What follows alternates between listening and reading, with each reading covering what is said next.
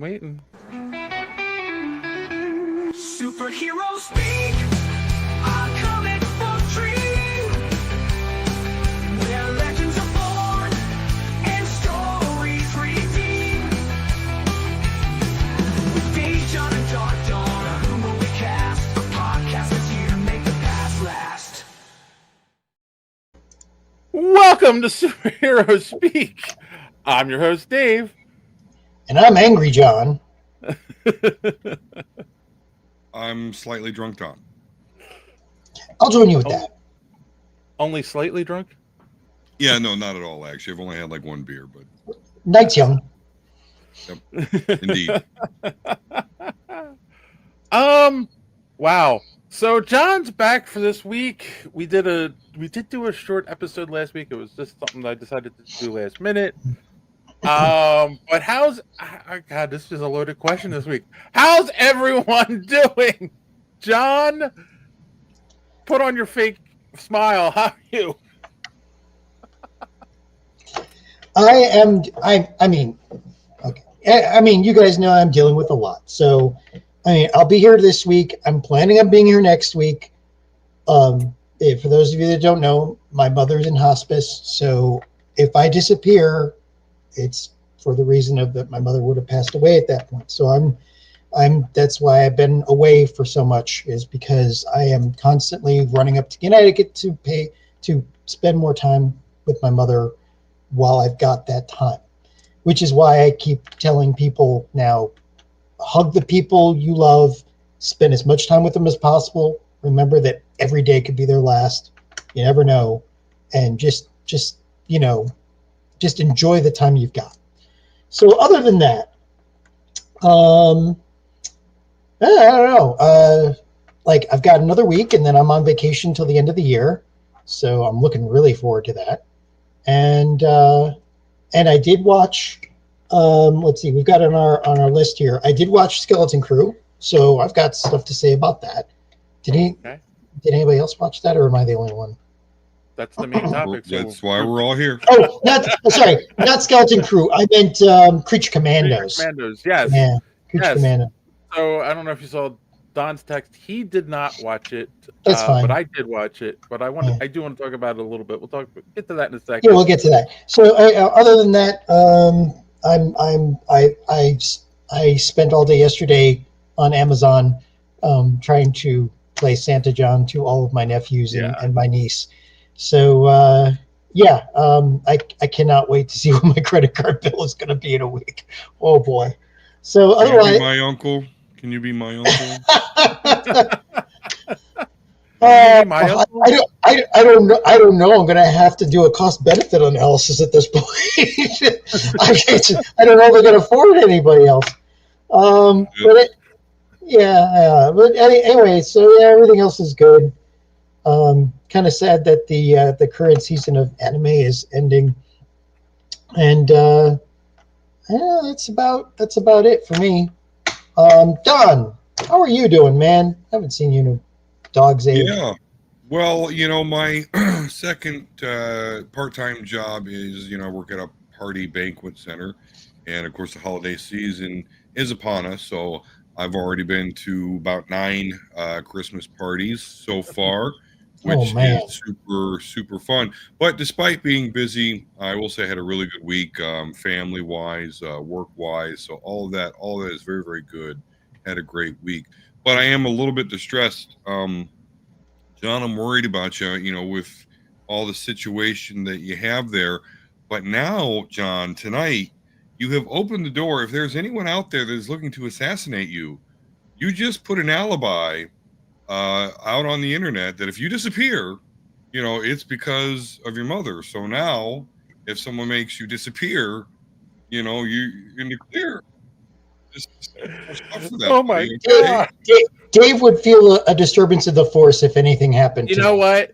Indeed. You see, but you weren't here last week, and Don was talking about eliminating all of us so he could just take over the show.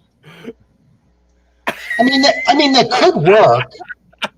Well, it was a mistake giving him admin so he could actually, start his own, start your account here on StreamYard. So Oh boy. I had Yeah, full control for like 10 minutes. I had full control of the show for like 10 minutes. Dave was having I some was having technical difficulties. difficulties. You're not wearing weren't here. you're not wearing your Dark Dawn cloak now, right? Okay. No, just no, I'm checking, not. just to make sure. But he is all in black. Wait, we're I'm all in black. Well, Johnny yeah. Cash, Johnny Cash, baby. So yeah, no, good stuff all around though. I'm So wearing- Dave, how about you? Oh, there we go. Yeah, Awesome Con No, 29. mine's better. Yeah. No, I've got that. I've got those up in my. It's people need to go click on that link down below and buy themselves some merch. Good. Um, Good idea, Don. Give it a try. Go ahead. It's been actually a What's up, Dave? very busy week with work, getting some stuff done around the house, Christmas shopping, of course. And I watched both Creature Commandos and Skeleton Crew and Boy, all you're that kind of confused stuff. now. My girlfriend has been going through some dental issues and been helping her deal with that. So it's been hectic. It's been so hectic. I didn't get a chance to look up inappropriate joke of the week. I know John is so unhappy about that, but I could tell you about what we were talking about before. That's very inappropriate. I do have a dad joke of the week. Ready? Hmm. Why is Batman thirsty? I can't tell where this one's going. All right. Yeah, you got me. Why is Batman so thirsty?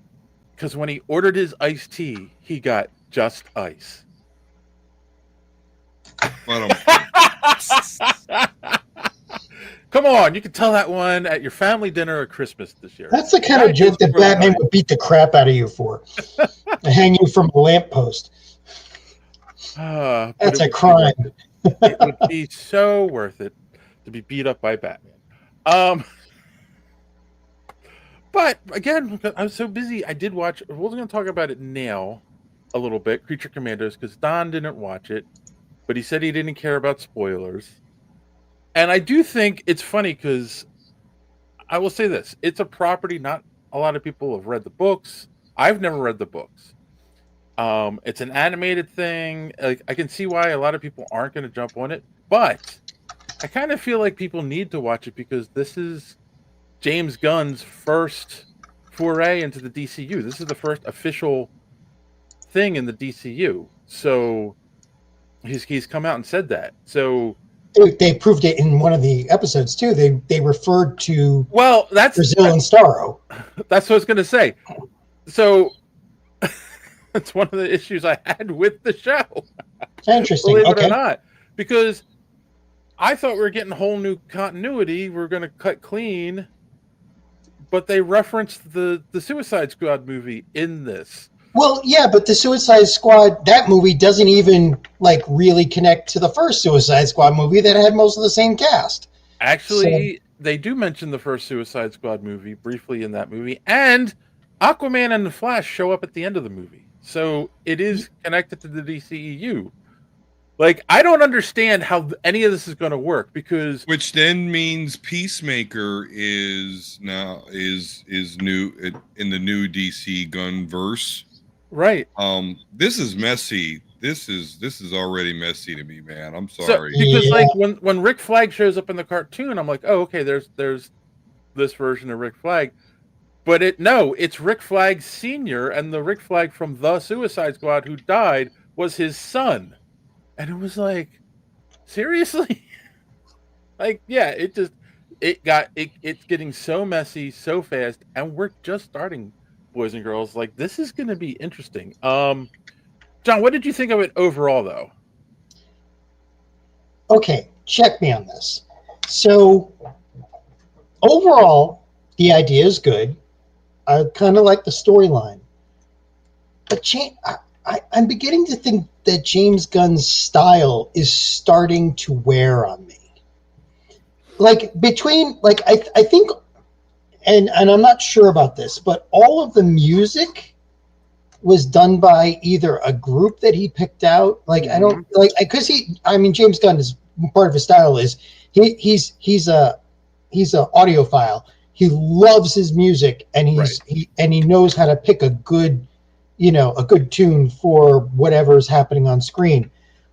But I think he overdid it on this, and it kept taking me out of the storyline. And also, I'm also getting tired of all of the characters acting like horny teenagers.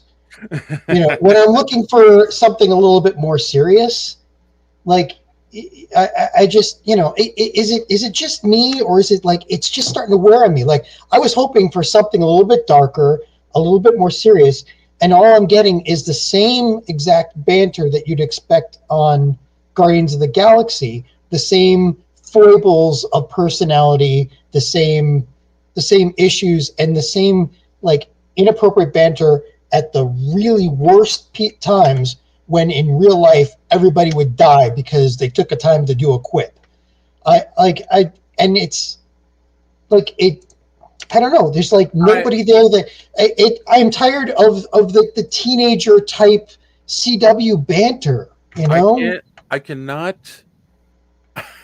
I can't disagree with you, because I've been thinking about this a lot lately. Everyone loves James Gunn. Oh, he's such a great superhero comic and movie writer, but that the only stuff that we've seen from him that we love is Guardians of the Galaxy, a property that no one really read the book. Like, a few people did. Like, I can't tell you how true he is to all those characters in the movie. And then we got the Suicide Squad, and it was like the character that I know the most that was in that movie is obviously Harley Quinn, but that was Margot Robbie being true to the character she already gave us in the other movies she's been in. So it's the same character. So that worked. Now, the first thing that we're getting in the DCU from him is another team of quirky characters.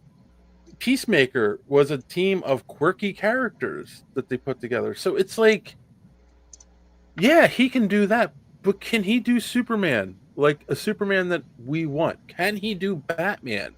Can he do a Justice League? Like, I don't know yet. And you're right. Again, this is a cartoon, so they can get away with a little bit more, but it's the same writing. Like, and he's consistent. I'll give him that. Like, he doesn't, it's not like he writes one way here and then writes another way somewhere else. Like, he's definitely consistent, but but it's like, if we get a Superman movie, we're gonna get like a Superman versus Zod fight scene with the Ballroom Blitzen playing in the background. Like, is that really what we want in the DCU? It's like overusing when you have Taika Waititi, you definitely don't want to overuse him, and we've seen what happens when you overuse him.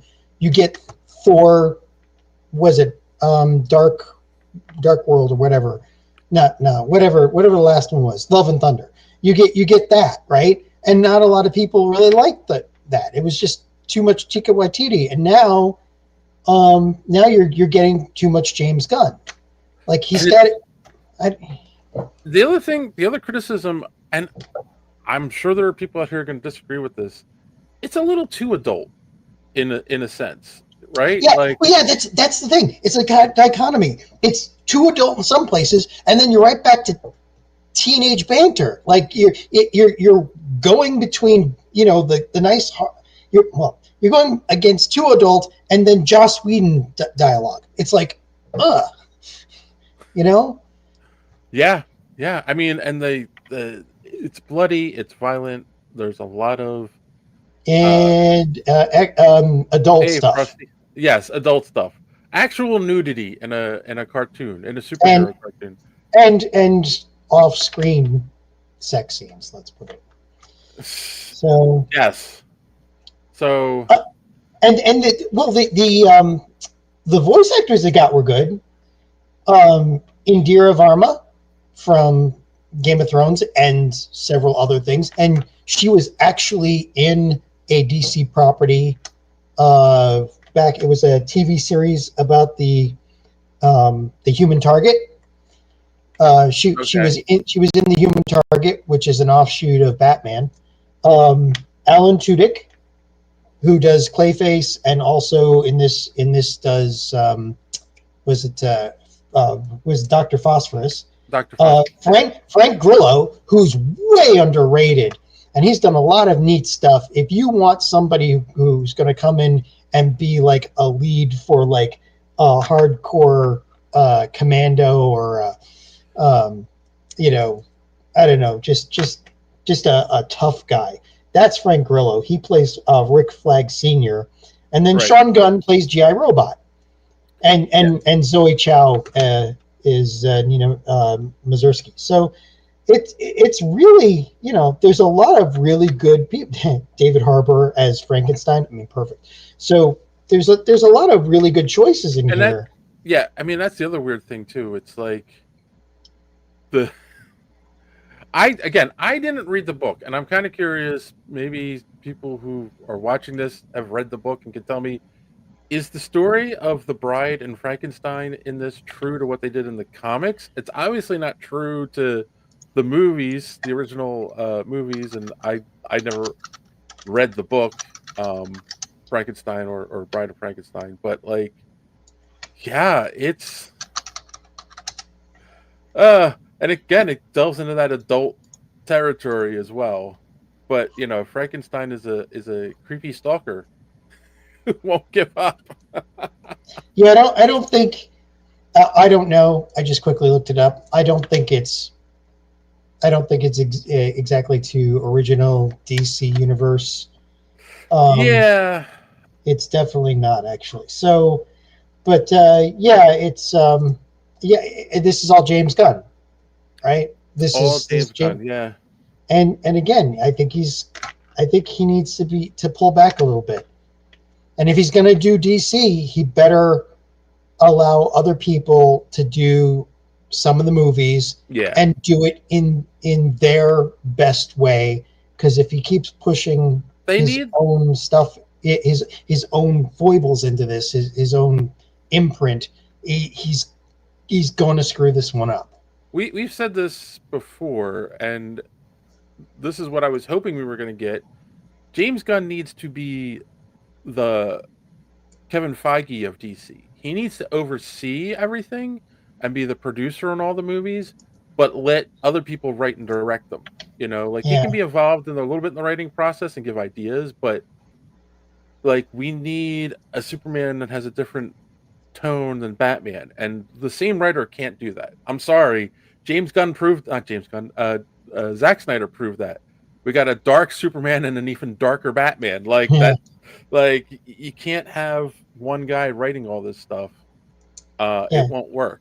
So and just so you know, like other like they have several different directors, but James Gunn is the one who wrote all 7 episodes of this. Yeah. Or at least 7 episodes. I don't know how many episodes are supposed to be in here. Probably just I'll have to look that up. But he wrote 7 episodes, so it's his style. I mean, does that make sense to you, Don? Like, are you going to watch this? I don't know if I'm going to watch it, particularly after the glowing review you two are giving. Because I don't like the darker shit. But actually, the way you guys are talking, like it's not even that dark. No, so it's nothing that interests me. But you're right. I can't. Not everything should be James Gunnified. Yeah, it's not so dark as Crude. That's what it's more Suicide Squad than it is Batman v Superman. Yeah. Yeah, I probably won't. I'm not hearing anything about it that, that makes me think, oh, I could enjoy that. Yeah, I think you should at least watch the first episode and then decide from that. I could do at least that, sure. Absolutely. Because the first episode is just setting everything up, really. Yeah, I hate to push. I mean, like this is my take. So I hate to push people off where they may like it, because I mean, there's a reason why Dave likes to tell an inappropriate joke with me on air. So, Crude is just not my lane. I don't like things that are super crude like this, I'm looking for. I like dark, but not crude. So maybe this is your lane, maybe not. But again, I'm just not a fan of all the characters being, like how CW likes to have conflict Yeah. made by just having people act stupid and juvenile, and that's exactly what this is. And that was okay for Guardians of the Galaxy because it worked, but I think he's going a little overboard with this. You can't use the same group dynamic in everything that you write. Yeah. Yes. Right. Yeah, absolutely. It's like, when you masturbate to a porno, right? But, by the 15th time, you need to change it up a little bit, or it's not so effective. There we go. That's the inappropriate joke of the week. John's pleasure. Yes, I am now embarrassed enough. Okay, thank you. Moving on. Don. I don't remember asking you a goddamn thing. Oh, we have a new one? Do we have more? This is cool. I introduced that one, and Dave's loving it. He's used it against me every week since. Yes, Jeez. yes. I'm away for a couple of weeks, and now we got some neat new toys. I want to see this. So again, I am gonna say this. Repeat, like, if you haven't watched it, watch the first episode and make your own decision. And let us know down below in the comments what you think. Because, like, is it terrible? No, but it makes me nervous about the future of the DCU because it's the same typical James Gunn. Like, there's nothing different here. And I get it. You can call this Suicide Squad 3 because it's the same basic premise. But I wanted something, like, really different. And I haven't gotten it yet. So, all right. On that note, I think you guys, if you got this far and you want to know where can you get more superhero speak, or where can you find more great podcasts? Well, here's Dark Dawn to tell you more. Good evening, plebeians. Darth Dawn here to tell you that superhero speak is not just a YouTube show.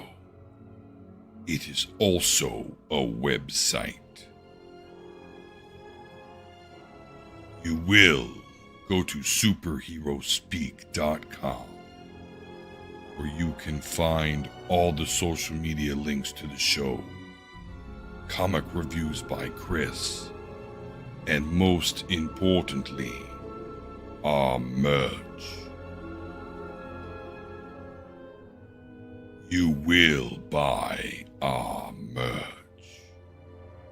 And while you are on the HoloNet, you must check out the rest of the Geek World All-Star Podcast Network, an influential conglomerate of podcast shows like the Pop Prism Power Podcast, Colt 45, That's So Wizard, Fans on Patrol,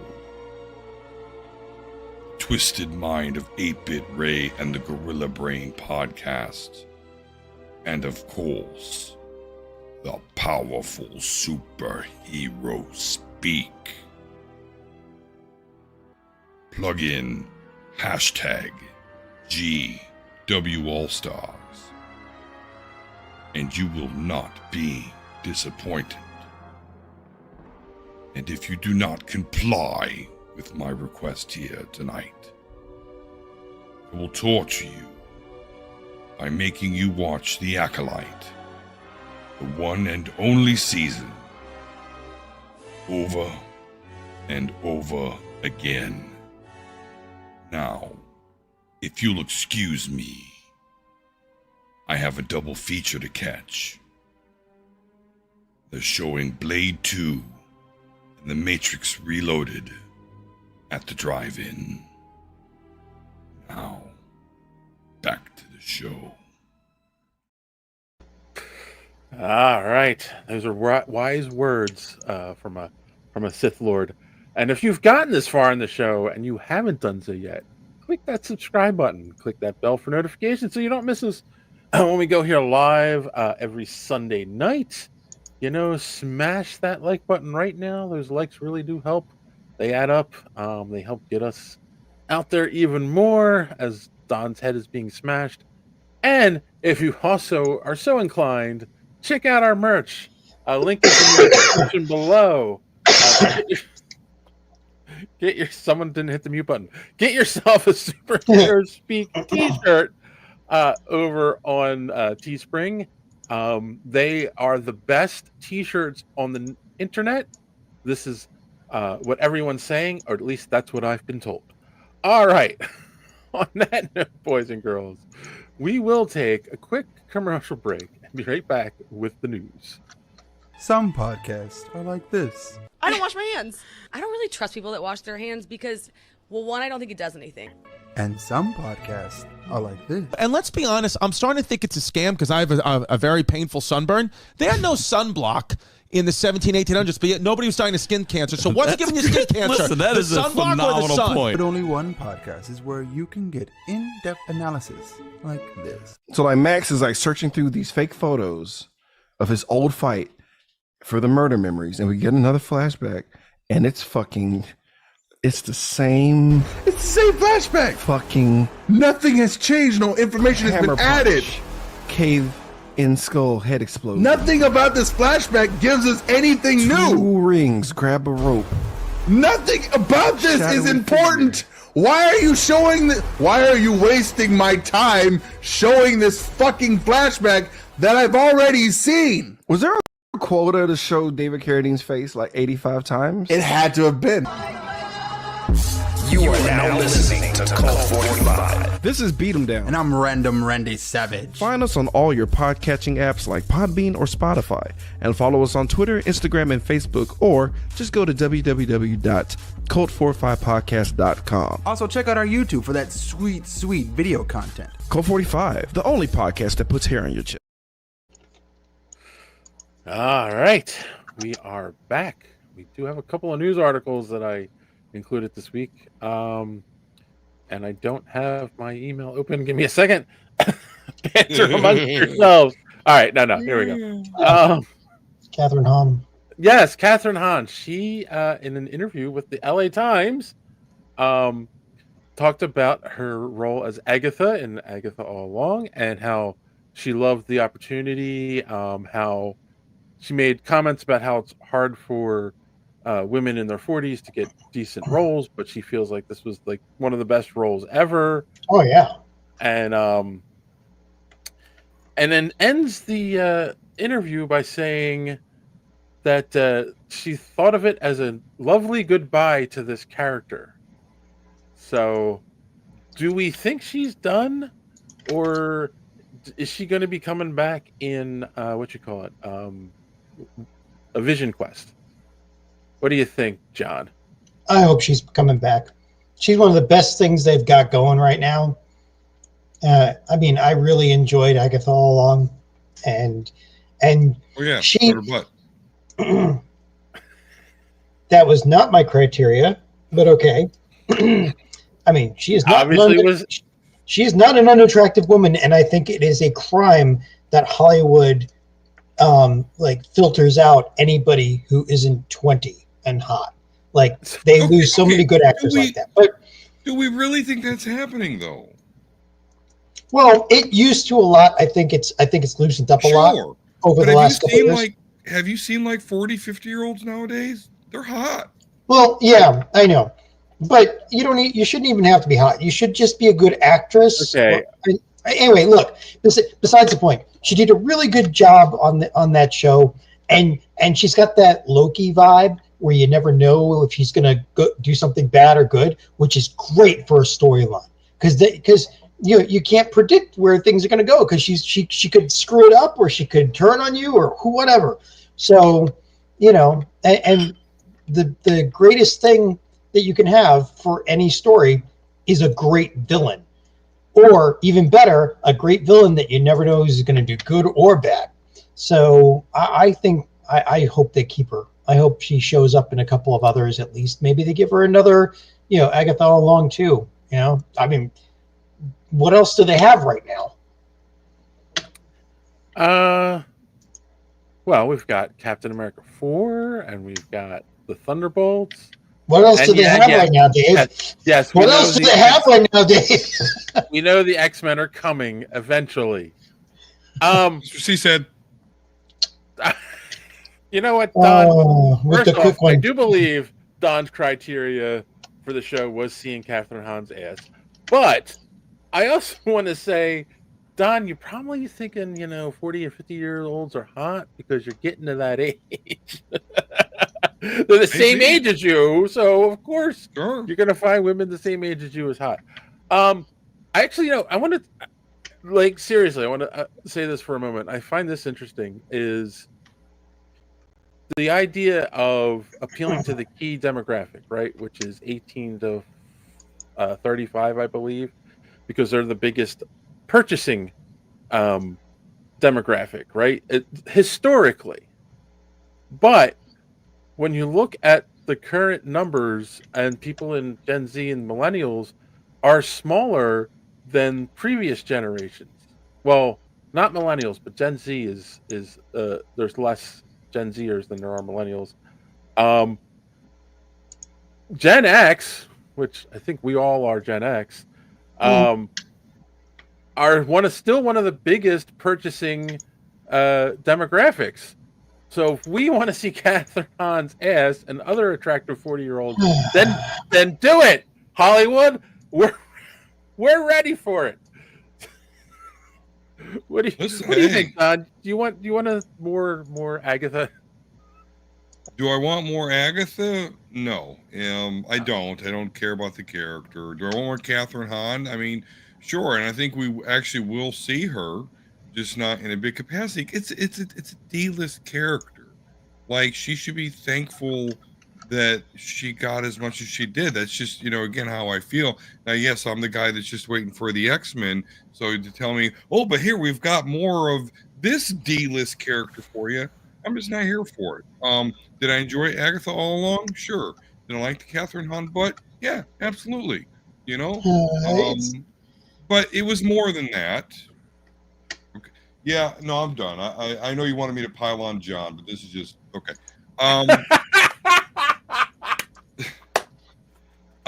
no, I think her day. I mean, don't get me wrong, she's a ghost now, so sure, maybe we can get some, her get a $250,000 check to be in a movie for 5 minutes. I mean, I think that's the extent. I do.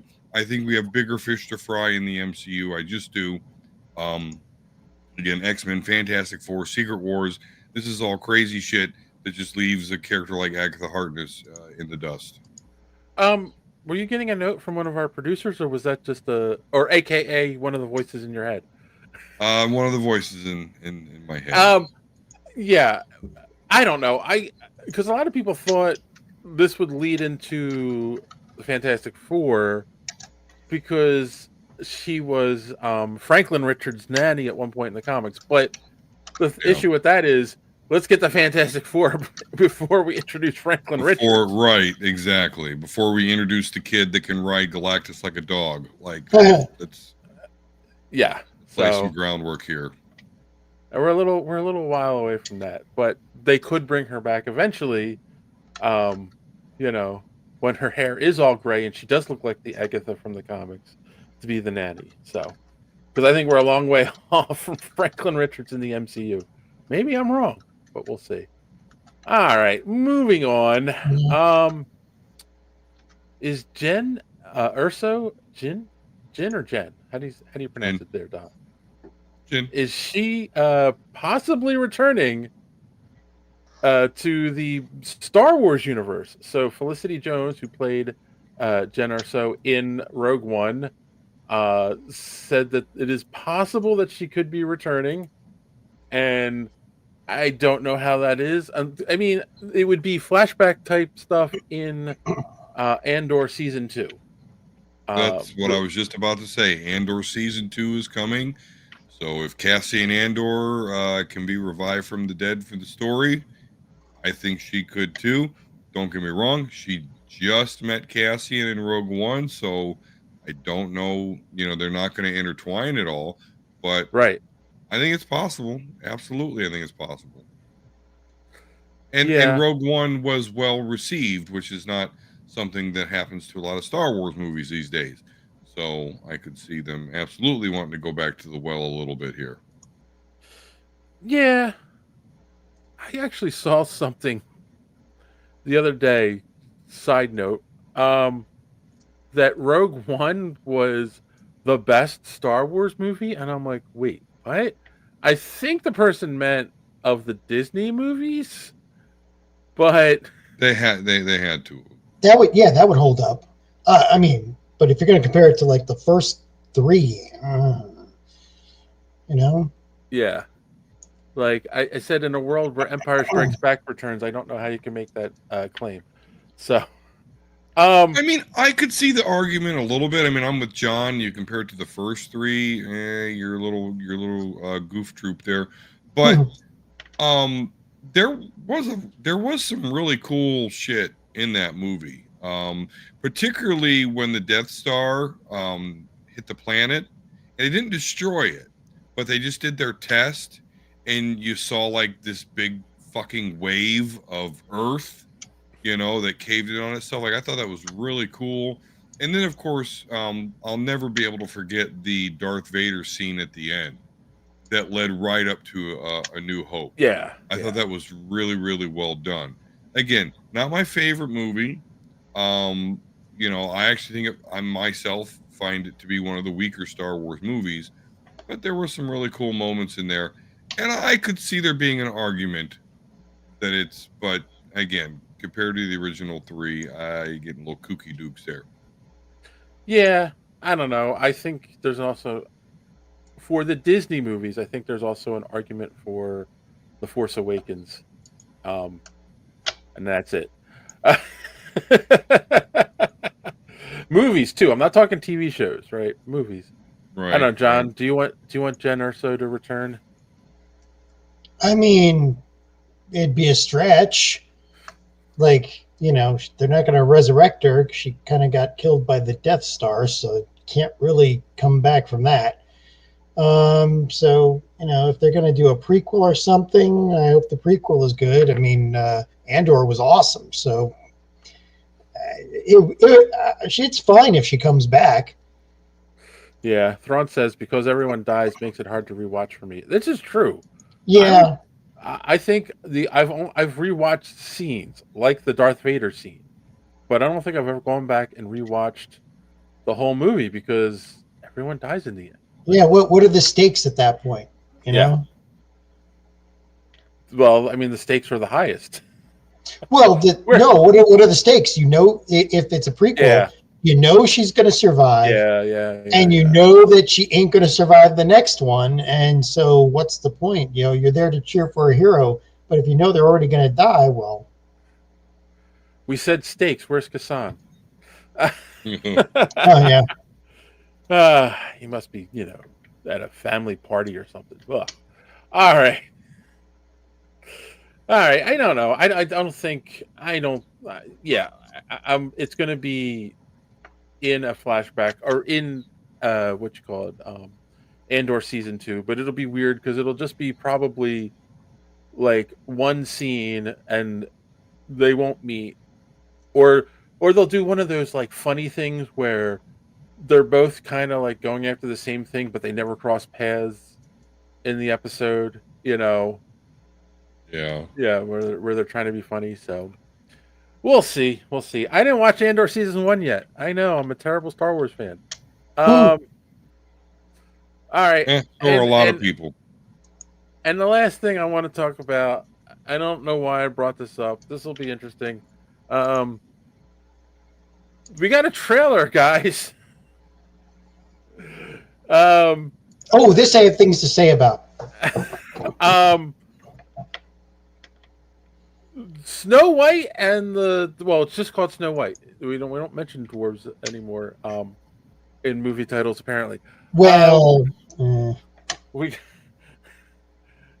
I don't know. I don't even know what the proper term is anymore. I'm not trying to be offensive to anyone. You know, the original movie is called Snow White and the Seven Dwarfs. This one is just called Snow White. It's the live action remake that I think will probably bomb pretty hard for the fact that it's the most expensive live action movie they made because they had to go back and redo it to CGI the dwarves in. And that's all the articles I'm reading are saying it's got to make $1 billion to like break even. It's one of those movies, which I'm shocked they didn't just put it on Disney Plus at that point. But I don't know. What did you guys think of the trailer? John, you said you had things to say, so you can go first. Cursed. This show is cursed. Okay, so let's go over it. First off, they had changed the title to Snow White and the Seven Magical Creatures. That did not go over well with the people that, you know, are like, dude, like, you're taking PC way too far. So then it was, okay, we're going to call them dwarves again. But then they came out with a picture, and they hadn't hired, you know, like people like Peter Dinklage, and, you know, like they didn't hire short people. They hired standard, normal, tall people. And of course, the actors who, like Peter Dinklage and all them, who, you know, rarely get a chance to be in a major motion picture, were all pissed off because it's like, we're right here, you know? And so what happened was, because of that screw up by Disney, the second one in a row, then they had to go, okay, well, we can't have short people. We've already filmed all this stuff. Now we have to go back and redo it. We're going to redo it with CGI instead of the people that we hired. Okay, they redid it with CGI. Well, now you have the problem of you've got Snow White, who's a real person, against all these CGI dwarves, and now you've got like the worst part of the uncanny valley hitting between them. Do you remember a little movie called Lord of the Rings? Yeah, I know. And they made it work, and a character named Gimli. Yes. You know, the most famous dwarf of them all. I'm sorry, it's a dopey, but, you know, Gimli's the man. Like, you don't even have to actually hire an actual little person. Right. You can just do forced perspective and CGI and make them look small. And they did it. They did it well. The problem being that, like, Disney mishandled this. You know, I mean, they could have gone with Peter Dinklage as angry or whatever, or furious or whatever. But, you know, but they could have gone with actors like that who rarely get a chance to do this kind of thing, and it would have worked out great. But they kept misstepping, and then you add Gal Gadot, who, I know you're going to hit me with this. Gal Gadot, who's supporting a genocide in the West Bank, and then she's speaking out about that. And I don't remember asking you a goddamn thing. Right. So, and Disney's like, shut up. We don't want to hear about that. Right. Exactly. They played that for her. And it's like, you know, like this whole thing, it's like you said, the production cost right now is up to over $400 million. And okay, if you want a better explanation of all these missteps, so Corridor Crew did a segment on this. If you look on YouTube for VFX artists react to bad and great CGI number 151, and it's Corridor Crew, and it was out 2 months ago. They did a great one on channel. Yeah, and they did a great breakdown of all the things that went on. And they say, and as they say, the CGI looks fine, but you've got a human face and these CGI faces of dwarves, and this really uncanny, like it brings out the uncanny valley. No matter how good it is on the dwarves, if everybody had been CGI, it would have been fine. If they had just brought in Peter Dinklage and his crew and just did dwarves with that, or if they just did forced perspective and Disney had handled it properly, I don't know. Like, this is just cursed. And that's Disney's done the wrong thing at every single turn, and that's the problem. That's one of the things too, is that because they wanted to make the dwarves look like the original dwarves from the original movie. Because I mean, let's be honest, this is Disney's first animated movie. This was the movie that would make or break Disney back in 1938 or whenever it was that came out. Yeah, it's the bones they built the House of the Mouse on. Exactly. So to get it so wrong at every step of the way is beyond me. Just make the movie. Just make a live action version of that movie, and it would have been the biggest smash hit ever. Why they had to go the direction they did at all with this movie is beyond me. Don, you have been quiet through all of this. I'm asking you a goddamn thing right now. What the fuck do you think this is going to be good? No, this is going to be shit. I actually saw the preview of this when I took the family to go see Moana 2. So I got to see this preview on the big screen. And so, I mean, the CGI was okay, but yeah, it's like, it's Snow White in the CGI, you know, it's the impression I got. Yeah. So my other points as to why this is going to be kind of dumb. I get what you're saying. It's the foundation on which the House of Mouse is built. And I clearly remember even through the 80s, like Snow White was by far the most recognizable Disney princess. Now, and this is a little bit misogynist, but how are you going to have a Snow White that is uglier than the evil stepmother queen, right? Like, I just don't get it. And I'm sorry, but it just takes me out of it.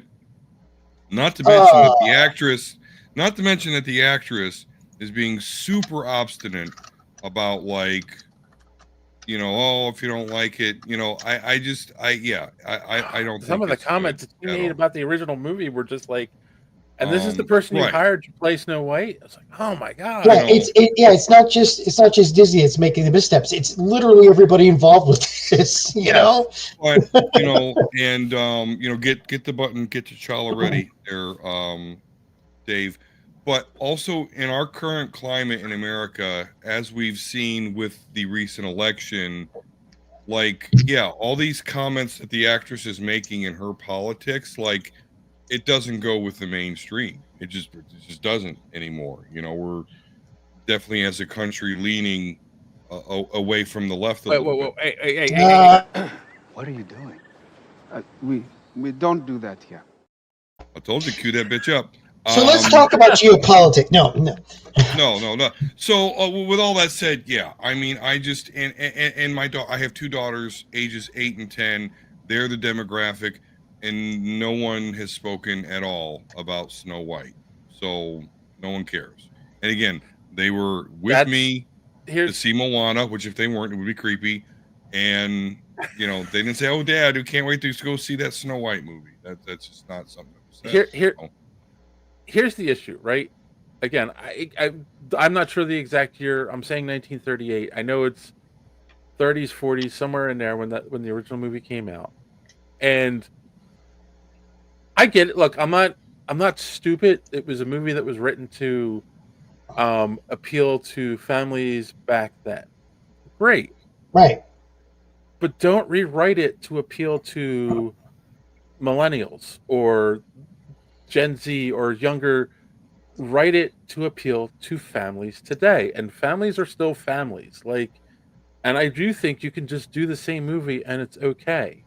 I don't think they rewrote the plot though.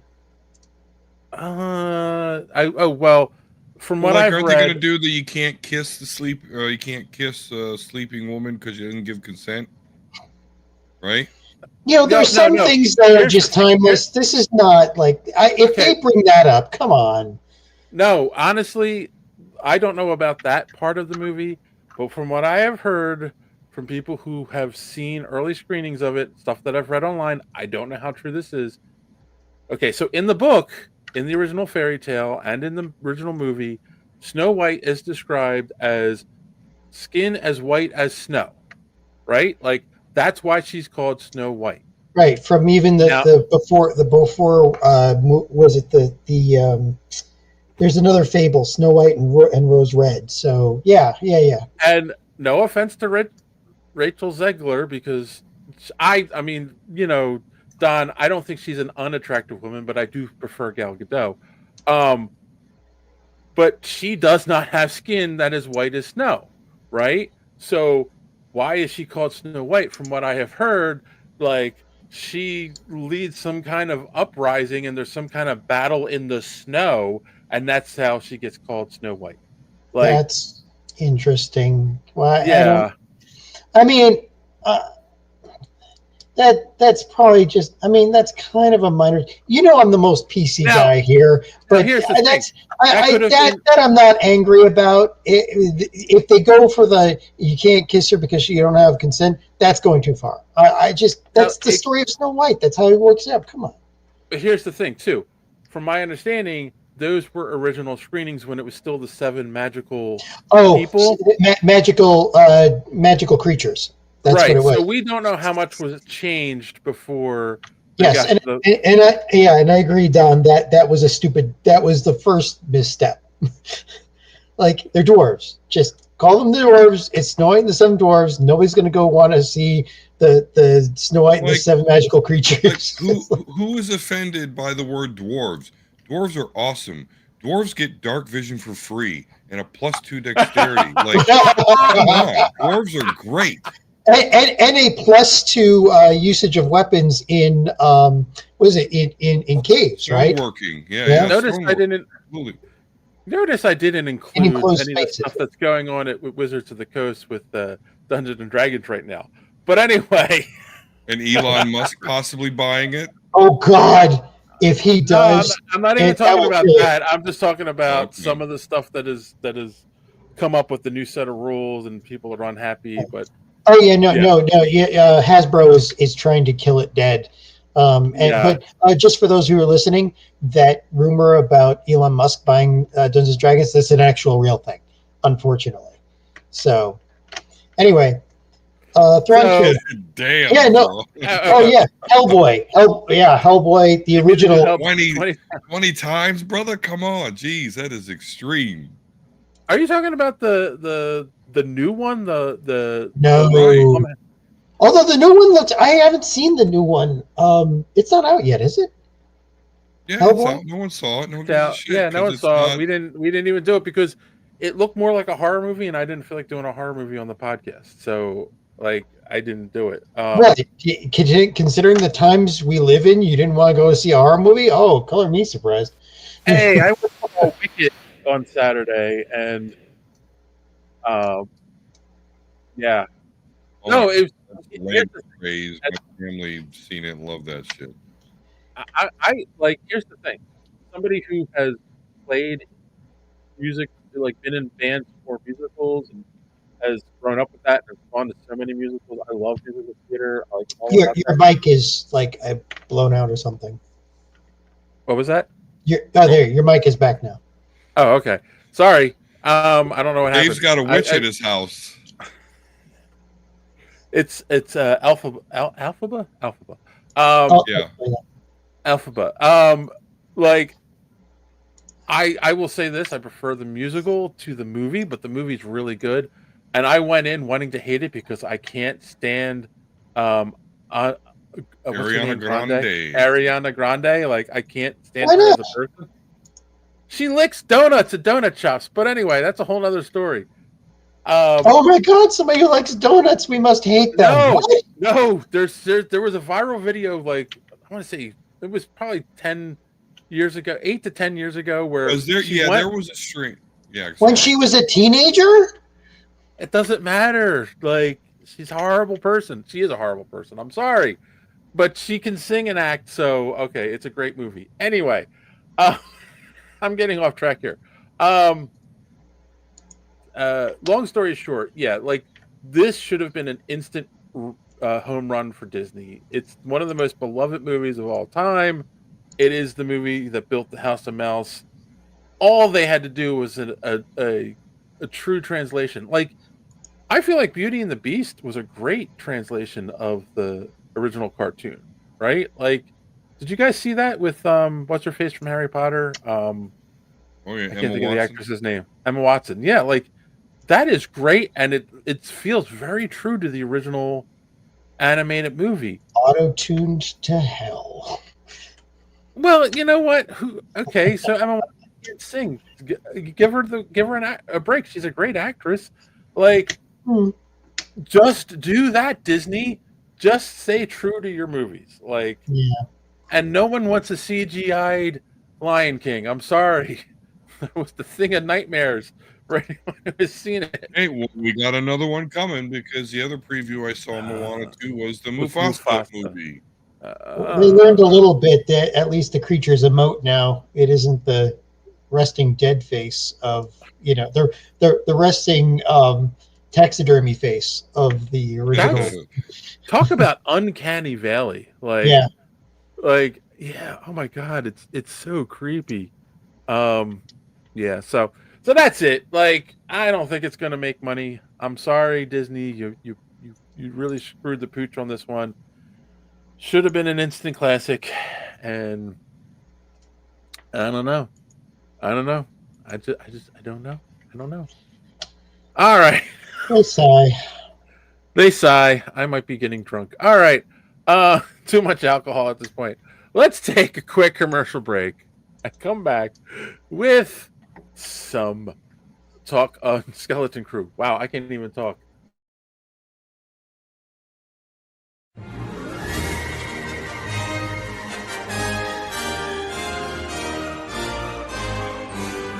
This is so wizard anime.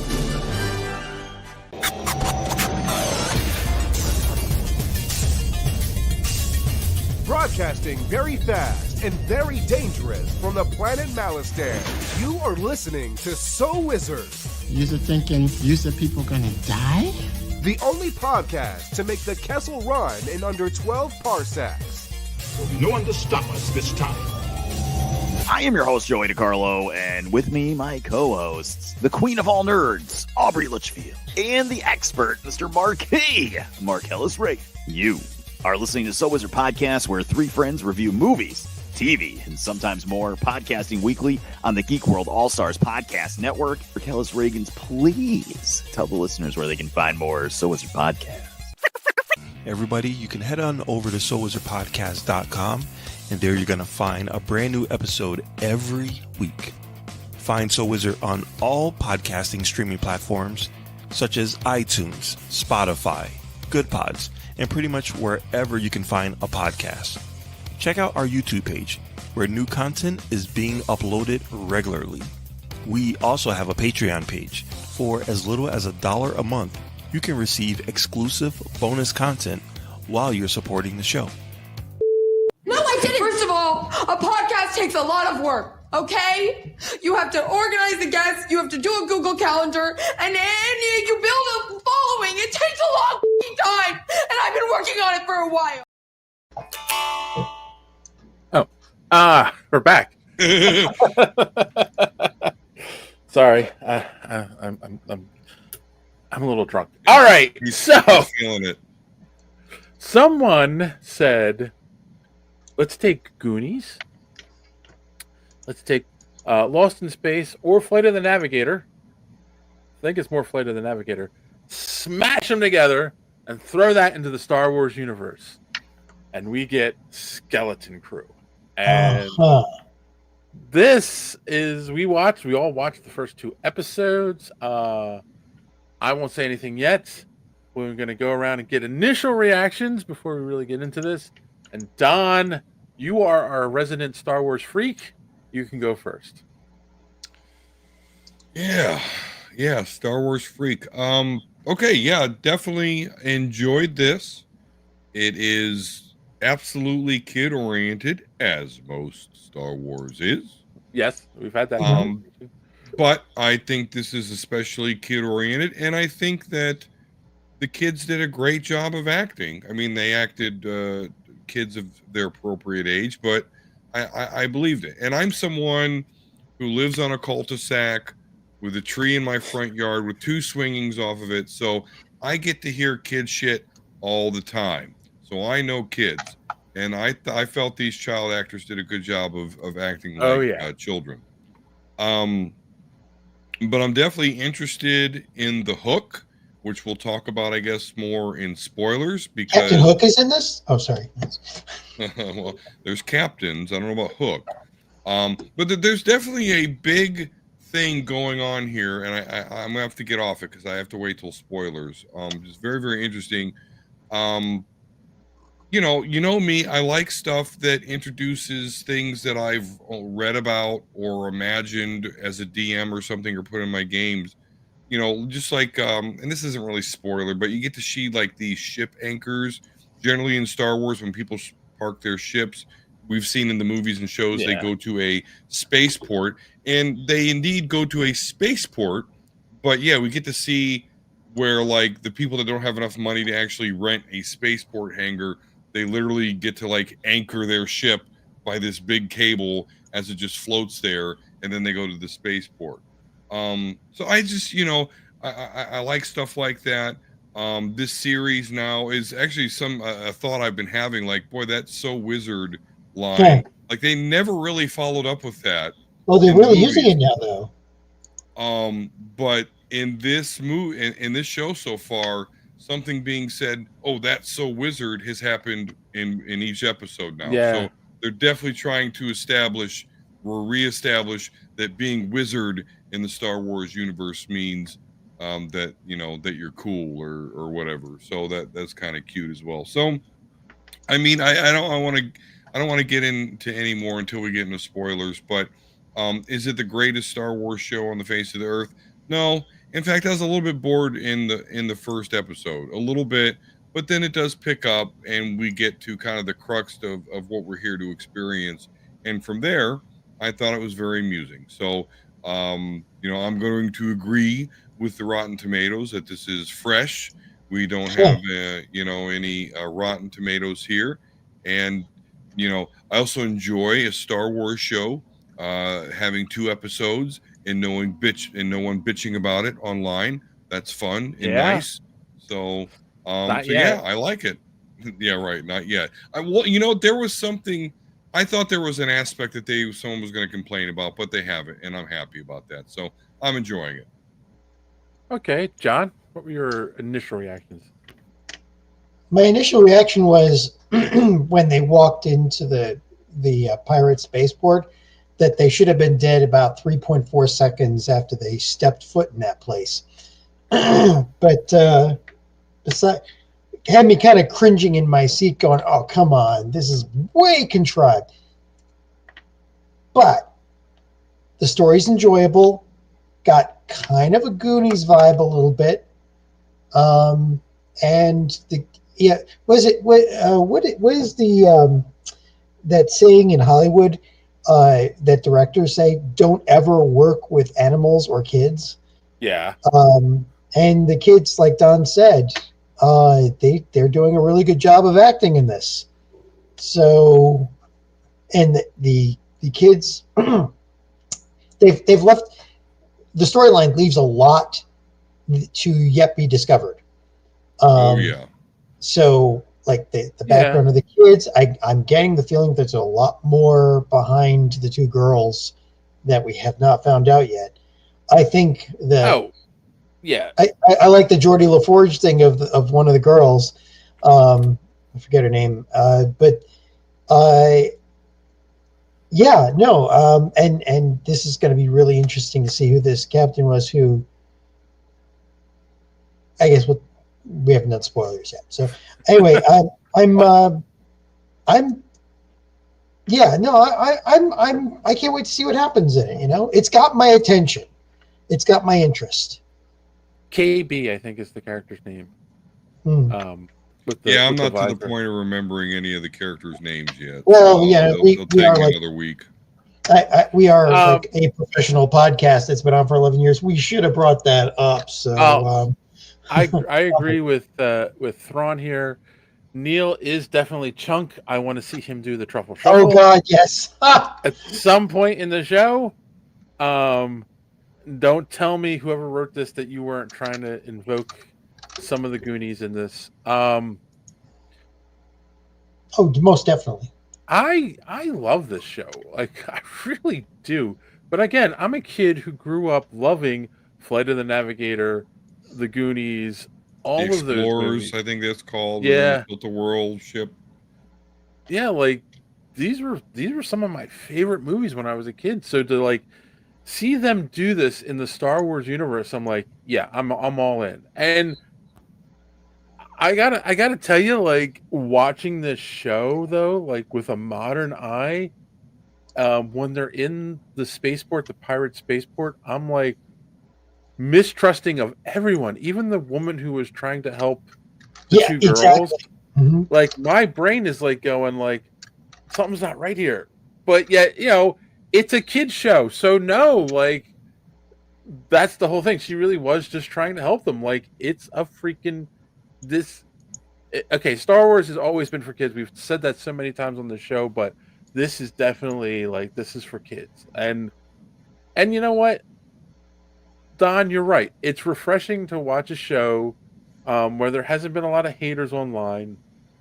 I've seen a couple stupid things where people are like, "Oh, episode 3, no, episode 3 is not out yet. You're just basing it on someone saying something somewhere, and you're going, this is true." And it's like, no, let's wait till episode 3 comes out.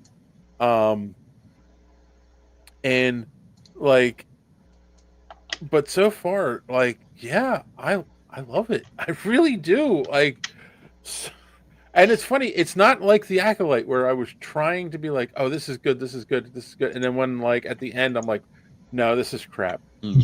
Like, really, the kids are great. The dynamic between two sets of friends who end up exploring this, you know, what they think is the Jedi Temple or whatever, and whatnot, what really works. And yeah, like, it's not. That's another thing that's great about this show is, like, there's definitely CGI in it, right? It's a Star Wars show, but you don't feel it at all in it. You know, I kind of feel like there's a definite mix of practical and CGI in this. It looks so great. It really does. You know, and then, all right, you know what? Yeah, like, okay, so that's our initial spoiler-free reaction, I guess. If you haven't seen it yet, you can bail now. We're going to keep talking about it. I think we're going to keep talking about this show every week, but we liked it. If you haven't seen it yet, go watch it. All right, here we go. Spoilers.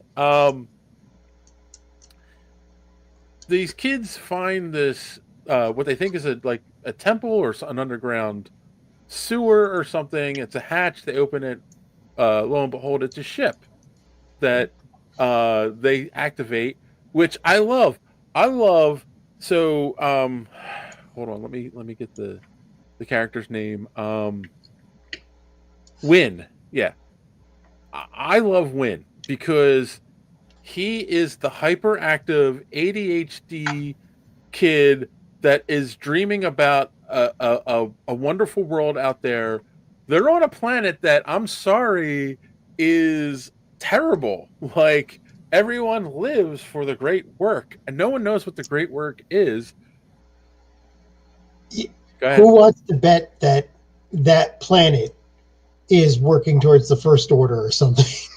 The current theory I have seen from people online, until we get a little bit more, I'm not going to give too much weight to these theories, is that this is the planet that's actually cloning Palpatine, because somehow Palpatine returned.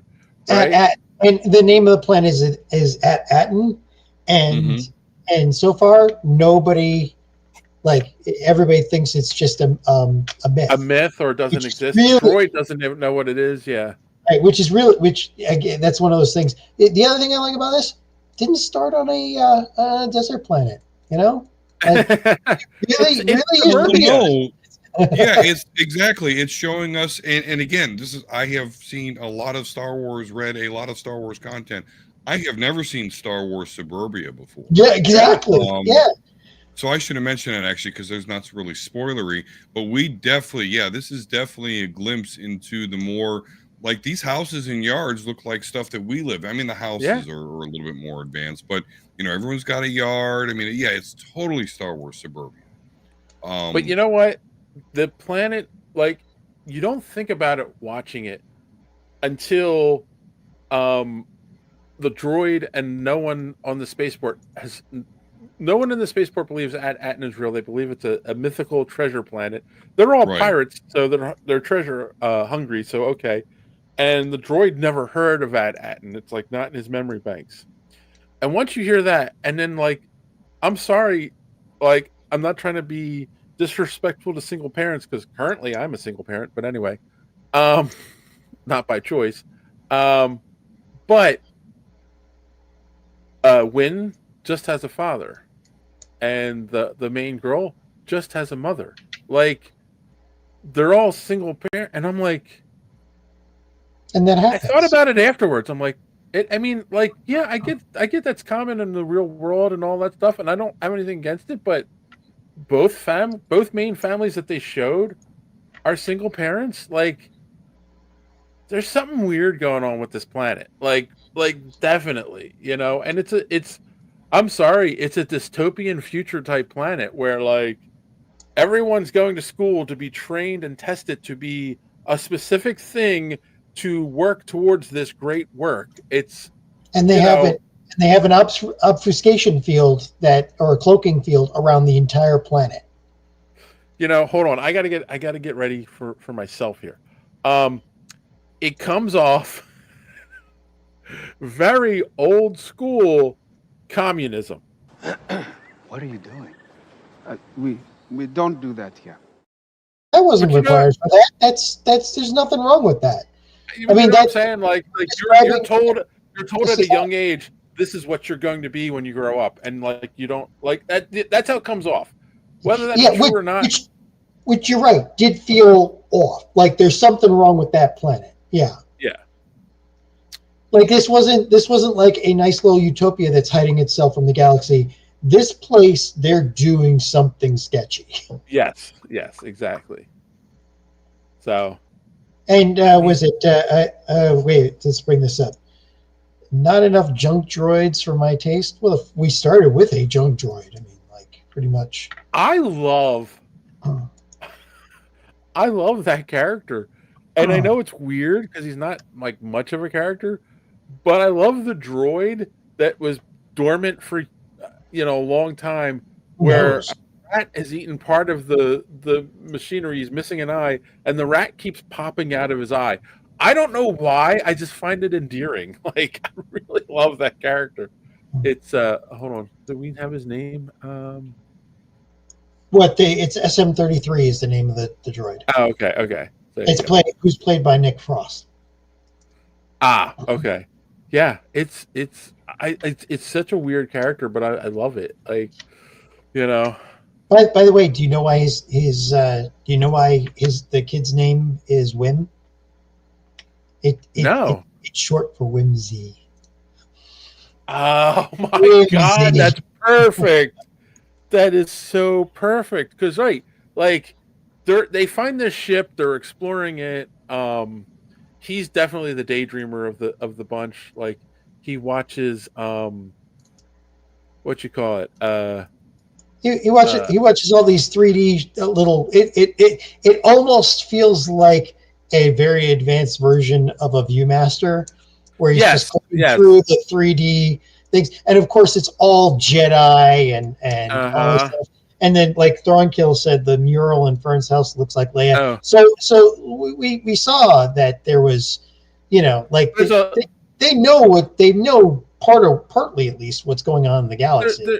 There's a definite like he has a longing to be a Jedi. He's a longing for adventure. Like there's a parallel between him and Luke Skywalker. Let's be honest, right? In that sense, where Luke looks off into the horizon, he keeps looking at pictures of Jedi, and so they find this ship, they're exploring it. He sees a button, a blinking button. He pushes it, which is what launches the ship. And it's like, that's a kid. Like, that's perfect. That is something a kid would do. He sees the button, he pushes it, and it launches them into space. I just like, and then they end up going into hyperspace, and they're in the middle of nowhere, and then this droid shows up, who is the droid connected to the ship. Which I'll say this too. That's one of the things that's a little weird, is that the ship is dormant. They activate the ship, and the droid activates when the ship turns on. Like, why was the droid not on when the ship was asleep, unless they're connected somehow? Right.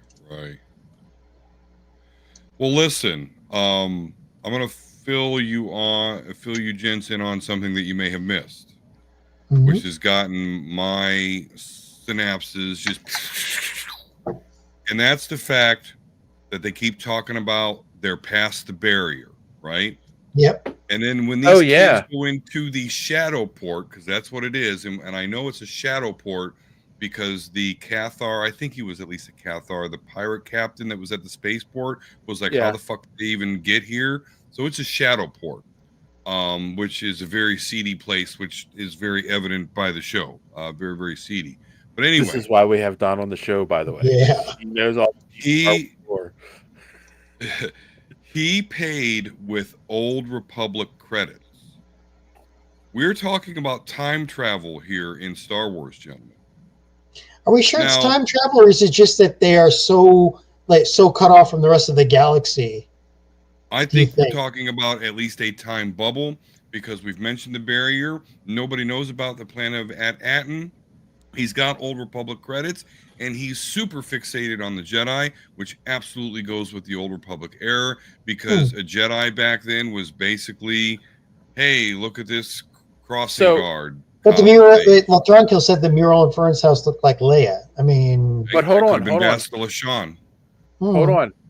This movie takes place in the same timeline as Mandalorian, right? So it's after Return of the Jedi. Your mic went again.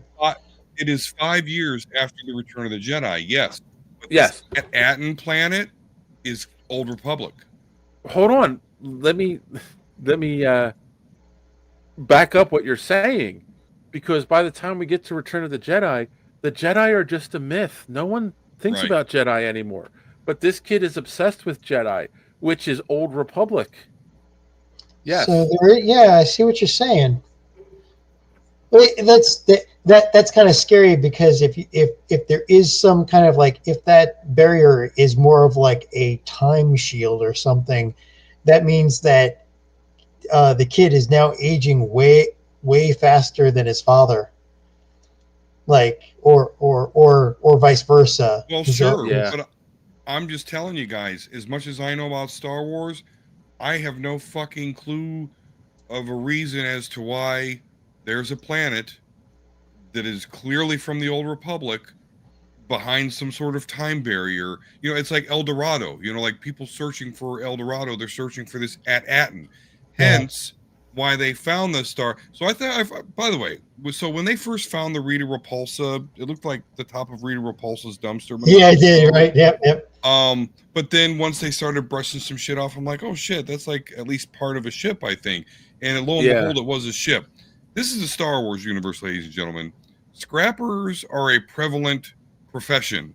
Scrapping is profitable. So I question why the hell there was just this ship buried that nobody cared about.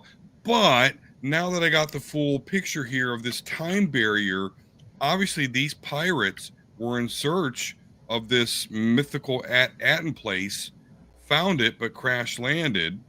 I'm just, this is all conjecture at this point, but what I mean to say is I'm scared and excited about what this show has just introduced. Because it literally has introduced time travel. I think it's more of a time bubble, which I'm a little bit more comfortable with than actual time travel. Yeah. But yeah, I am like, whoa, what the fuck am I watching? Because I did not expect this. Yeah, and you saw, I mean, like the credits you mentioned, like you saw that the ferryman, how he reacted to those credits, and how the other people in there, when they went to buy the food, how they react to the credits. So we know that those credits are worth a lot of money. And that's one of those the kids are interesting probably things, throwing too, around right? tens of thousands of dollars, technically. Right, because that's the other interesting thing. Because at first, no one reacts to them, but once the ferryman was like, "Ooh," I'm like, "Oh, wait," because it was lunch money. It was lunch money for school. It was lunch money, but the ferryman ran away, going, "I'm filthy witch. I'm wealthy miser. I'm socially secure." He left his vehicle and everything. He said, "Fuck it, I'm going." Yeah, exactly. I'm out. I'm done. I mean, that's the whole thing, right? Like, if you're giving a kid lunch money, you're giving them $20 to $40 at the most, but they're all acting like this is like really valuable. So, okay, Bring up Thronkill. He has a point too. That's an actual salient point here. notice no flying vehicles in the air on their planet. Yeah, just speeders. That was it.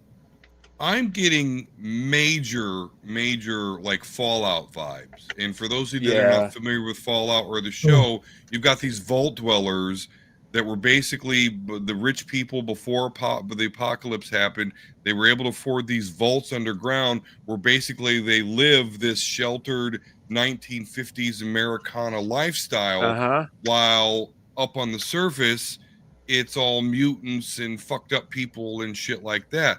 So I'm definitely getting a vibe where like this is some sort of protection mechanism that these people are living in. I don't know. It's just crazy. Except for the great work that they're working towards, which, like you said, hey, maybe it's Palpatine, maybe it's the First Order. Like they're doing something that they're going to be horrified at when they figure out what it is. So to crap on Don's time travel theory. I'm sorry, Don. There is also the possibility that, again, this is a planet that's still, because they show in Mandalorian and whatnot remnants of the Empire, right? Little pockets that are still operating. If this is a planet that's still under the Empire or the First Order influence, they might still, like, they don't want, maybe the people on this planet don't know about the Galactic Civil War. They don't know the Rebels won. The only hole in that theory, Dave, is what's the kid's name that looks like the blue elephant, which, by the way, confirmed not to be the same as the blue elephant guy in Return of the Jedi. Neil. Yeah. He's the only kind of crack in that theory because he's not humanoid, and the Empire or space Nazis hates them. So they're not really fond of alien type. So to go towards Don's time travel thing. Okay, so those shadow ports don't usually last that long in a specific place. I would assume that a shadow port isn't going to be in the same place for more than 50 years. No, but notice, John, that port was inside of an asteroid. Right. Its position does not stay fixed. Okay, so the ship I actually waited for them to name it. I'm pretty sure it's called Point Nadir. I'm pretty sure I'm familiar with the shadow port already. So the ship knew where it was, but the ship on the planet had crashed there so long ago that the ground covered it, and it got covered up by detritus. So it's very unlikely. Yeah, I don't get that part yet. So I really don't. well, no, I mean that means that. So if that port, if the ship could find that port, the asteroid that either the port has been there a long time, meaning the asteroid, and the asteroid hadn't moved that much because the ship was still able to find it, right? But on the planet, the ship looked like it'd been there for over a couple of hundred years. Mm-hmm. Yeah, so it's very possible if the ship went through, they crash land on the planet. So that would mean that the time on the planet is way faster than what's outside, something like that. My mind's trying to put it together. You can, like, again, I'm not going to start doing the explain away thing, but you can explain it away in the fact that, like, we have an asteroid belt in our own galaxy, right? That the Kuiper belt, right? So if you know that you're looking for an asteroid belt, and this planet or this asteroid port is sending out a beacon, you can find it. You know, like well, if they sent out a beacon, the anybody would have found it by now. Well, It's they Star send Wars. out a beacon. You make your astrogation check, you're good to go. Mm. You know, I mean, it's not, you know, yeah, there's ways it can happen, even a secret moving shadow port. And it may not be a shadow port. That's just my guess, just because the guy's like, how the fuck did they find us? See, the only thing that doesn't make sense is the ship had crash landed there so long that it was covered by dirt and trees and everything. And then whatever colony was there now was founded. And that they didn't see the ship when they founded that entire colony, and that colony's been there for a very long time. So Ayatollah of Doom said he found asteroid M like that on a few occasions. Ha ha ha. Wait, no, Doom. It's Magneto is asteroid M, not Doom. I'm sorry. Yeah. Let's keep it straight. But anyway, it like this is what I like about this. They haven't explained anything yet, and there's some really interesting mysteries, right? And then let's talk about the character who gets introduced at the end of the second episode, which made me go, ooh. Jude Law. He is playing Jod Nawood or Crimson Jack. Yeah. And he's a force-sensitive character. Dark Jedi? I don't know. Ex-Jedi? Ex-Sith? Who the hell is he? Come on, Don. You're our expert here. What do you know anything about this character?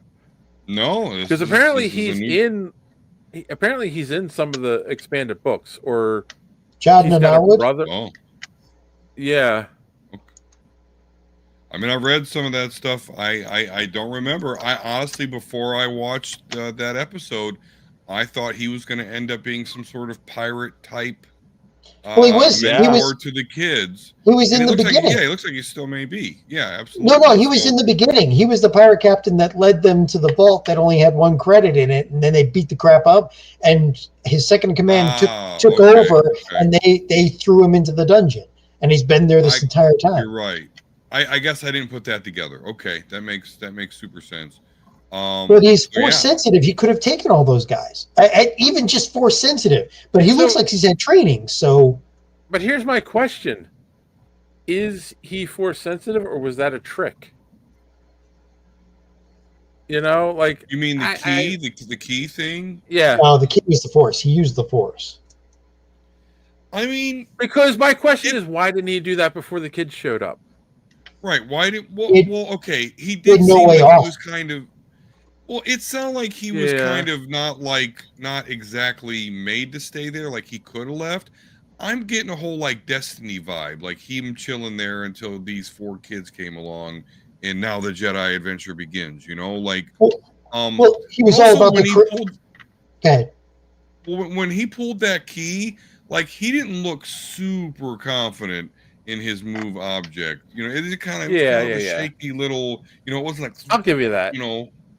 So I think he's obviously force sensitive, though. He's obviously force sensitive.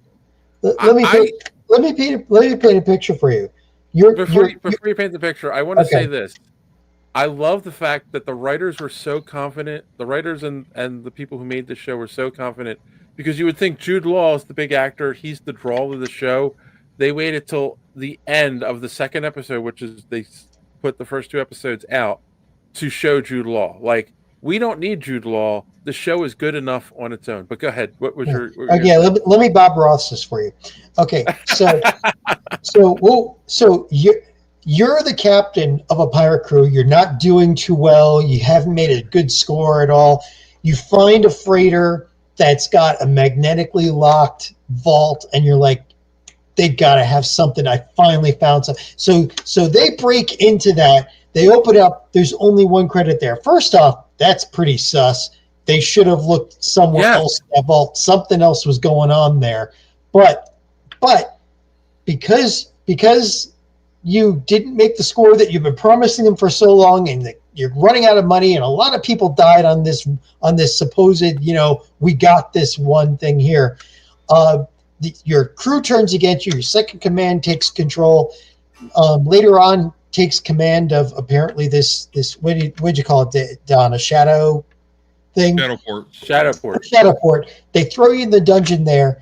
So, yeah, okay, you could have grabbed the key at any time. Where the hell were you going to go? You're not going to fight your way through all these people. You're not exactly a Jedi. You don't have your lightsaber.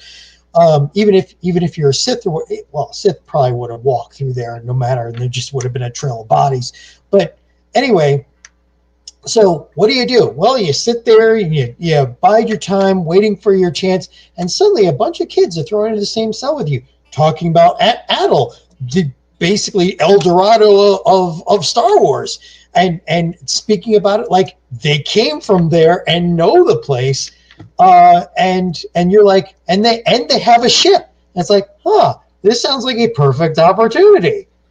So I love the comparison to El Dorado too, by the way. Like, yeah, that's good. Wasn't there a cartoon movie like this too, where like they were trying to find a mythical planet, treasure planet? Oh, Treasure Planet, yeah. Is that what it's called, Treasure Planet? Okay. Treasure Planet, yeah. Yeah. Yeah. So, I mean, let's be honest. So then you can say that it's not a truly original idea, but it's so well executed so far. I have no complaints. Okay, you know what, John? What? I don't think you're going through your mic. I think you're going through your mic on your laptop, because you just turned your mic off and we could all hear you cough. All right, while you figure that out. I've been talking. Oh no. Yeah, right. I mean, to Dave's point, I know you got a better mic than you sound. There you go. Oh my God, it sounds so much better already. What does Thrawn say here? Sorry. Acolyte showed us not all the Force users get to be trained and be noble. You know what? Right. You got a point. You got a point there. Thrawn did say one too old to train before this, so yeah. Yes. So here's my thought as well. This obviously, again, 9 YBA, so it's somewhere in the same time frame as Mandalorian. I'm loving the show so far. Do you think they connected into the greater Star Wars, or do we leave it alone as its own little story? It's going to connect somehow, but I don't know. Don, go ahead. This is all you, man. I want to hear what because you love this stuff. That is an interesting question, because I'm really, in a good way, triggered by the mention of the Old Republic. Yeah. And we've never really heard of time travel before in Star Wars outside of, and the name of the realm escapes me, but we saw it in Ahsoka with Ahsoka and Anakin in their little back and forth.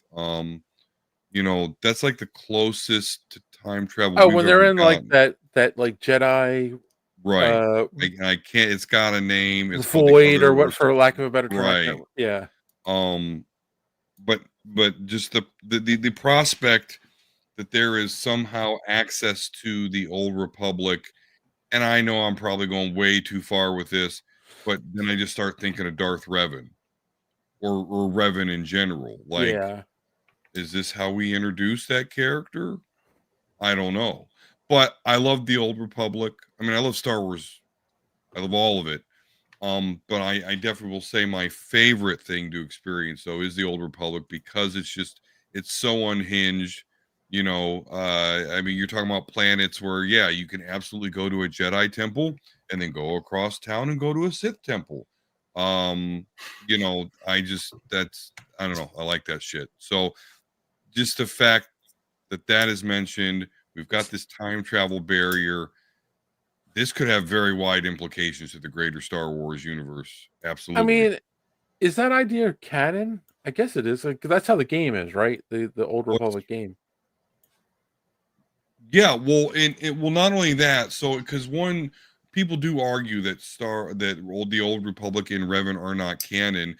However, when the Star Wars MMO came out, they specifically said this is canon. Yeah.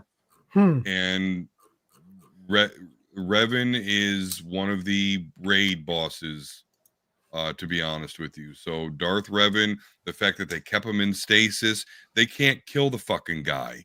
The most they can do is keep him in stasis. Now, I mean, you eventually, spoiler alert for Star Wars MMO, but you do eventually kill him. But yeah, I mean, he's canon. I mean, he's canon, and he should He be is a lot played of by people's Keanu favorite Reeves character. because Like, a lot of- he's the perfect. He's the perfect like Jedi Sith thing. He's the one that says, "Hey, you can be both." And I know what you say about George Lucas and the Jedi the right side. Well, okay, but Darth Revan can basically spit in all their faces and they can't do nothing about it. He loves Bastila Shan, and because he loves Bastila Shan, his love gives him power to do just all the shit that no one else can do, which goes directly in the face of the Jedi Edict. Yeah.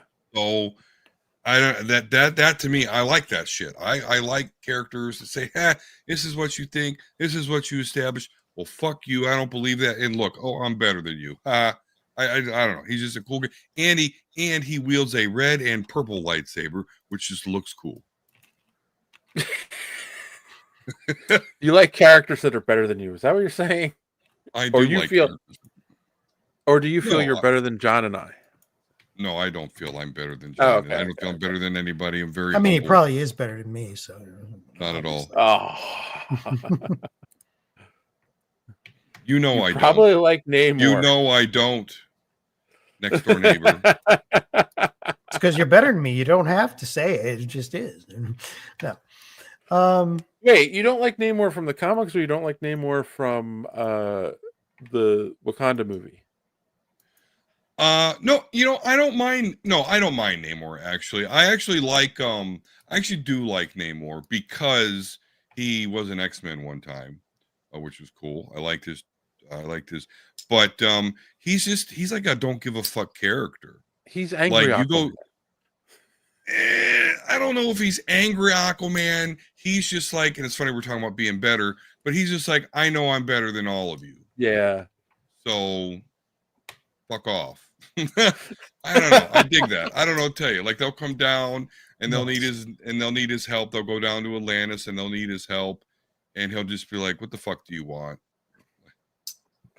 Well, I mean, when you control 95% of the world, yeah.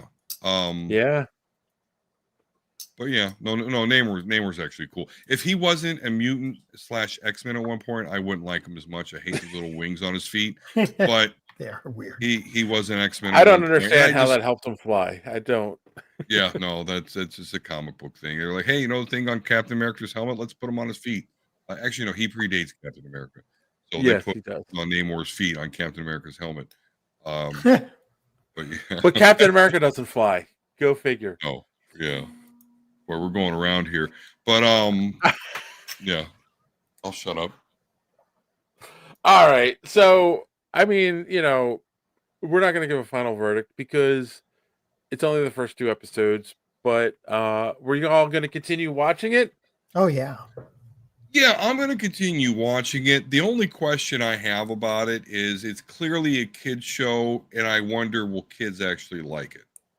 I didn't sit mine down to watch it.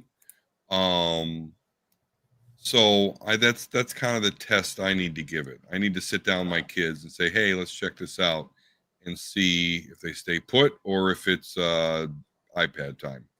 I don't know about that. I don't know if this is written to appeal to kids or if this is written to appeal to us who grew up again on movies like Goonies, Flight of the Navigator, and so forth, right? Why Like, not I both? thought it was for kid until that droid had that fucking hot blade or whatever in that other fucking screaming horribly. I'm like, oh, hey, okay. There's some All right. good violence in this. That's the whole thing. There isn't anything in it that's really bad. That's why I brought up the point about the woman who was trying to help the 2 girls. Like, she honestly was trying to help them, but from somebody who's watched a lot of modern TV, I'm like, oh, what is she up to? Do we really know that yet? I mean, I feel still like don't really it know was that. because they're done with that character. We're not going to see her again, I don't think, unless she comes to help them when they're escaping. Other than that, I don't think we're going to see her Probably, maybe. I mean, what? I don't know. could it might be nice that they need some balance on that team. Bring her into it. Balance. Yeah. I mean, they need an empathetic character to watch out for the kids and also add some tension with the guy, the supposed captain. Well, we don't. Yeah, but again, we also don't know anything about Crimson Jack or Jude Law's character yet. So, he might be that empathetic character. I don't think so. I think he's going to be the pirate Jedi trickster character, but we'll see. Who's just going to use them to get out of there? So, all right. Well, that's it. That is what we thought of Skeleton Crew. Do you agree with us? Do you disagree? Let us know in those comments down below. And we will possibly discuss it next week on the show. Who knows? Because we're going to keep watching it. You should too. All right. So let's bring this one in for a landing. Let's go around the room and tell me, boys, did you learn anything this week, or do you have any recommendations, or both? Who knows? Hey, we're free here. All right, John, you can go first. Well, every time we talk about Star Wars, Don does teach me a hell of a lot of things, and it's amazing how much I still don't know about the Star Wars universe, and I really admire how much he knows. I wish we could get something Star Trek that I could go off on that stuff too, because I've gotten way back into Star Wars or Star Trek again myself. And the last thing we had was that unification short. So yeah. Is that what did it?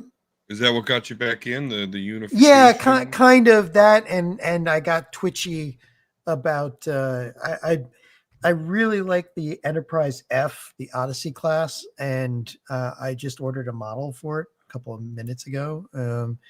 Not that I wasn't paying attention here, but anyway, I just, but I want to play the game too. Like I don't know. There's between Picard and all these other shows, I got interested and I started watching Prodigy. Anyway, my suggestion, I don't know. I don't have any anime to suggest right now. So I'd say like Dave says, Quarter Crew, really, really interesting stuff. Really interesting videos on YouTube about special effects and all that. So I would check them out. Okay. Dodd. I learned that when Dave gets a little bit drunk, he likes to pick up that guitar regardless of what's going on around him. So, but no, with all seriousness, if I knew how to play guitar even just a little bit, I'd do the same damn shit. In fact, when I was in high school, I tried to play bass a little bit, and even though I never got good, never put in the time, I'd still sit there with it and play my favorite songs and act like I fucking did anything. So no, I get that. Anything to get the girls.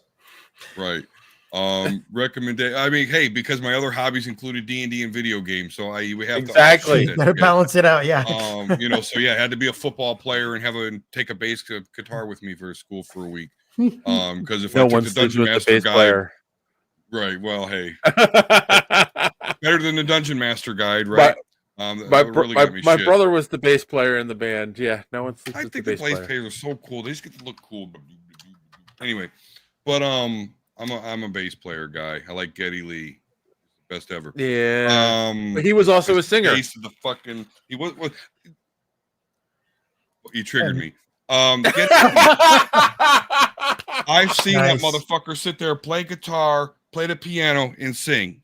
Okay, he's the greatest ever. All right, and he's from Canada, so go Canada. Okay, what do I recommend? Skeleton Crew. I'm really scared / interested in this whole time travel aspect, because time travel can fuck shit up pretty hardcore. So we'll see how that goes. All right, I learned that I drank too much tonight. This bottle was pretty much full. Oh shit, Dave. Dude, Dave. Oh, that ain't for the weak, man. Okay. So yeah, I learned that I got to be a little more careful. I also learned that Don believes that they're trying to introduce time travel into Star Wars. I'm curious to see where this is going to go. That is always fraught with, trouble. Thrawn gives Skeleton Crew a 7 out of 10. I don't disagree with that. Like, is it the best? I'd give it ever? one other point at least. Just me. I guess so. I'm Okay. 8 capes out of 10. But okay. I want to, but my whole thing is I want to keep watching it to see where it goes. For sure. It's off to a great start, so let's see. Recommendations, like I fell down a weird rabbit hole on YouTube, and I found this channel called Rescue and Restore, and like they take old toys and stuff and restore them to like brand new condition, and it's mesmerizing. It really is. The guy doesn't talk; he just shows you. He's just video himself working on stuff, and he'll put captions on the video so you can know what he's doing exactly at that point, and it has great descriptions, and that's it. That's the whole, like, it started with a Millennium Falcon, and then I saw him do an X-Wing, and then he did an old like toy stove, and I'm just like so mesmerized. And I think it's the not talking thing. I really do. Like, just watching this guy work where he's not trying to say anything, and it works in any language, right? Like, you can do that, and anyone from anywhere around the world can watch it. So, yeah, I also learned too, because like I watch obviously a lot of toy collecting channels, and they always talk about Toy the Galaxy and stuff, right? You watch? Yeah, and they talk about the yellowing of plastic over years, and like you try to find stuff that isn't yellowed or whatnot. This guy actually restored the Millennium Falcon and the X-Wing back to their original color with I believe it's called Retro Bright is the technique. And I'd never seen this before. I didn't know this was a thing. And the guy does it on video, and you're watching. I'm like, oh, man, if I still had my own Millennium Falcon from when I was a kid, I would do this. I would make it white again, So. I'll have to check that out, because I have a Darth Maul lightsaber that, for whatever reason, yellowed in the middle. And the other one's It's a 7% solution of hydrogen peroxide. He puts it in a clear container and then uses like fluorescent lights on it, and like he time lapsed it, and you watch it go from the yellowed back to white. I'm like, I didn't know that was possible.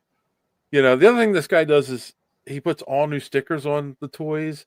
So I don't know if he like ordered stickers from someone, or if he just printed them out on a sticker sheet himself, which probably today's world you can easily get the decals. I actually just ordered a whole sheet of Autobot and Decepticon stickers, and they came in sheets with all the different, like all different sizes, for putting them back on like old Transformers that you've got. But I used it to put it on my new lanyard for work. So.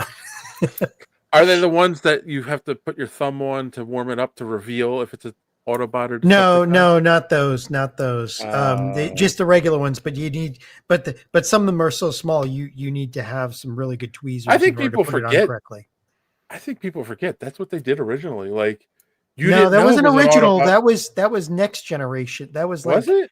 Yeah, that was brand new when they started doing Headmasters and some others. Oh, okay. So Don's getting a Transformer off the shelf to show us. Yeah, I'm pretty sure. Right, here's a G1 star screen. Oh, sorry, I got to do better with that. And where's his little sticker? He doesn't have it. He's a G1. Ah. But if I go,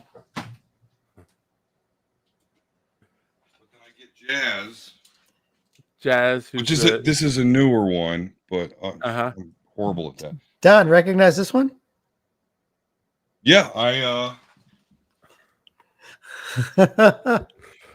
this is great. This is great for the audio podcast. Yeah. I'm holding up Soundwave. Yeah. There's my Soundwave. Now, is yours the original? Oh my God, is that an original? The G1, no baby. Way. Yes, sir. Yeah, no, it's not yours. Well, actually, no. No, actually, I found a guy down his luck, and he sold me these and G1 Optimus Prime for like $50. This is not an original, but I do have like I do have one of the cassettes. Well, How many I of have a them? couple of the cassettes. Ah. So there's another one up here too, like this guy. All right. Anyway. So anyway, yeah. Sorry. This went down a weird rabbit hole. Hey, we're almost at 2 hours too, so we haven't done that for it's a whole. No, I know. Because you have me on. My G1s are Optimus and Soundwave with 8 cassettes. Yeah, you had Rumble and Ravage and. Well, there was how many of the guys with the hammers? Was there 2 or 3 of them? There's at least 2 actually. Yeah. I forget this game, but this is not a G1, but it's an original. So there was those guys. Oh, there was at least Mirage. There was at least 2. That's one of the ones Laserbeak where you have to press you have to put your finger on it. Yeah. One turns into a dino. Okay, you know. Oh no, those are the right. That's oh God, what is his name? Grimlock and the rest. Yeah.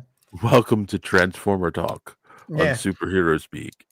Yeah, we're trying our hands since Toy Galaxy is. Oh! Here we go. Here's a G1 Optimus. G1 Optimus. The only problem is this little smokestack is, broken. Oh my God! How dare you? But something you don't see every day is inside. Actually, have little. These things did not survive. No, they much. didn't last. No. One. So. All right, I will also recommend that you don't do drugs, kids, but then you'll sell your Transformers for way too cheap.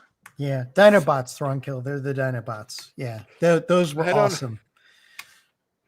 I also recommend you head on over to superheroespeak.com where you can find the podcast every week. Links to all our social media at the top of the page, comic book reviews, and so much more. Also, if you've gotten this far on the podcast, you haven't done so yet, please click that subscribe button. Click that bell for notifications so you don't miss us when we go live here every Sunday night. If you're so inclined, please smash that like button. It helps with the algorithm and gets the show out there for even more people to find. And if you would like, check out our merch store over link down in the description below. Get yourself a Superhero Speak t-shirt. They are the greatest t-shirts on the internet. That's what everyone's been saying. At least that's what I've been told. And that's it. So on behalf of myself and my wonderful co-hosts, I would like to say thanks for watching. Don't let your cape get caught in the door. Have a good week. Superhero Speak!